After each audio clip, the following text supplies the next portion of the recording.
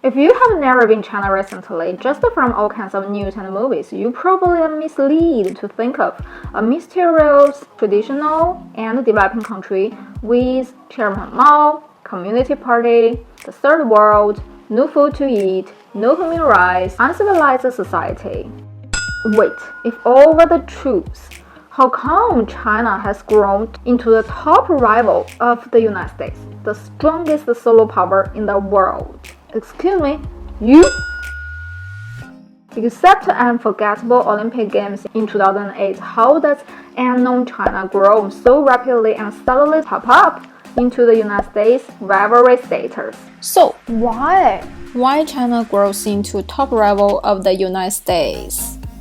In this video, let's discover how and why objectively in economical, geopolitical, cultural, and psychological aspects. In order to fully and objectively understand China, this 10 minutes video takes me a longest time, a half a year to make. So, your thumb up will be the best applause for me. Ready? Go! Economy. Modern China's unique development way and time zone. China did suffer a lot from prolonged famine, struggling post-war constructions, and chaotic national governance after World War II.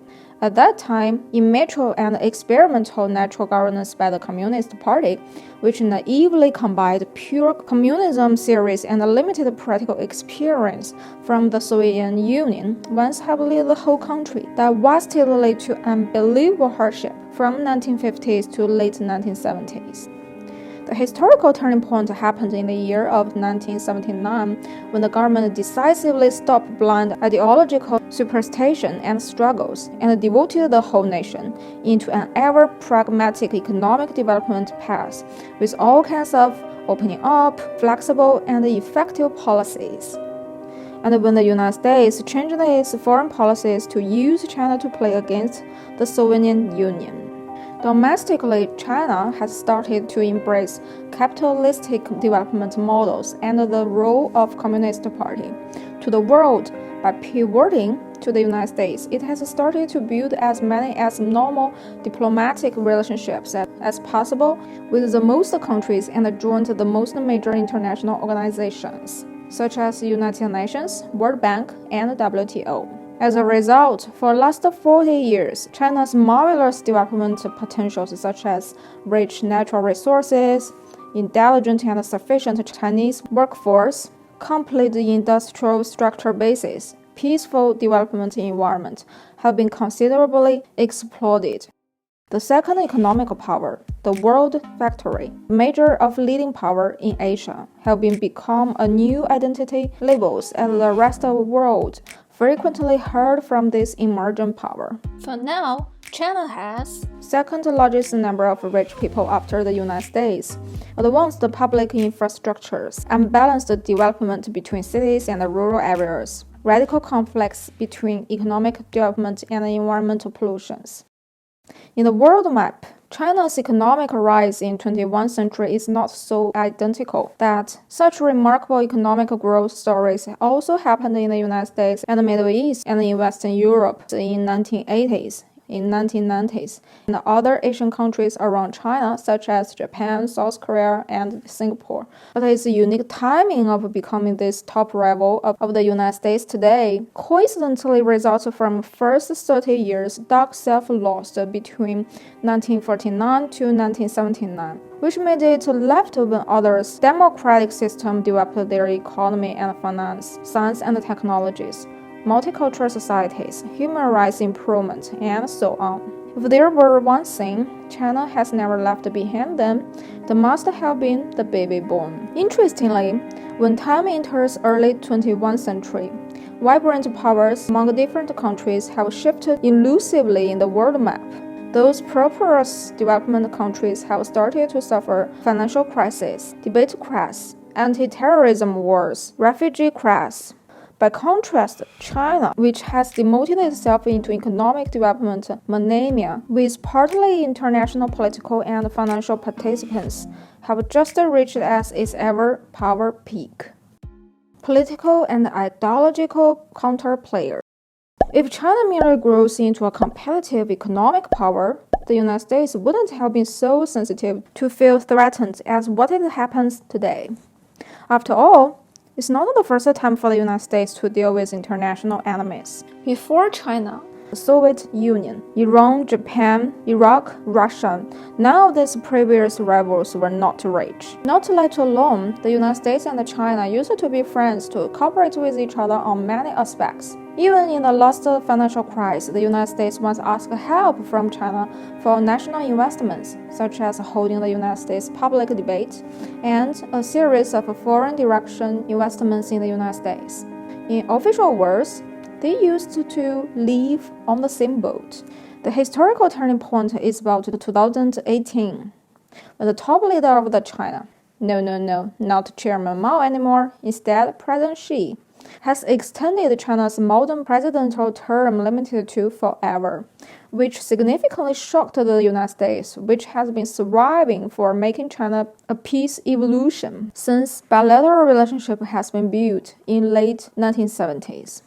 In fact, since 2013, in President Xi's era, modern China has manifested its ambition in many ways. Besides its stunning economical thrival in Chinese national capitalism way, China is pushing a series of proactive foreign policies, which aims to keep its remarkable economical success and political and cultural influences alive in international community.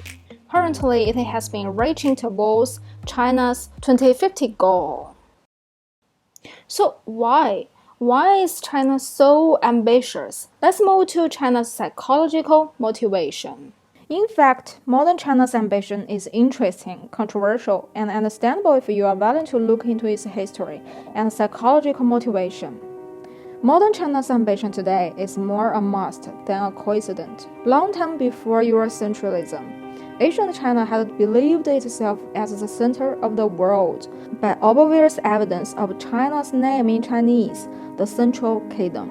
In history, before Columbus' global navigation, China was one of absolute region powers in the world, which deeply made profound impact on about 13 neighboring countries until it suffered foreign invasion in the age of global colonialism. Unlike other ancient great nations which have lost their ancient languages and part of civilizations, such as ancient Greek and ancient Egypt, Chinese, as one of the oldest surviving languages in the world, help its citizens in modern China to learn and heritage its glorious culture and rich history.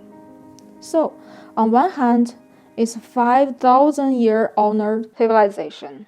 On the other hand, it's foreign inventions in thought. Such sharp contrast between the past and the present had naturally triggered a strong sense of ambition for national independence and a new great revival.